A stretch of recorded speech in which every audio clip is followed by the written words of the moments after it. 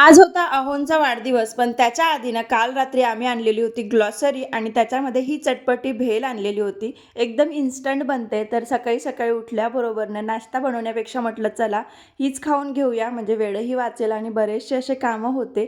त्याच्यामुळे मग पटकन असं बनवण्याचा प्लॅन केला आणि बघा एक पॅकेट असते, 2 पॅकेट दिलेले असते याच्यामध्ये, एक चटणीचा आणि एक तो चिवड्याचा. तर ते सगळं मिक्स करून छान अशी पटकन इन्स्टंट चटपटीत ती भेल बनली. आणि त्यानंतरनं संध्याकाळच्या वेळी स्मितूला पाहिजे होतं पझल. ते आणायसाठी आम्ही दुकानामध्ये गेलो आणि त्याच्यानंतर इथून पुढचा प्लॅन जो आहे तो तुम्हाला दिसेलच. कारण वाढदिवस म्हटला तर पार्टी केल्याशिवाय तो दिवस जो आहे तो अपूर्ण असल्यासारखा वाटते.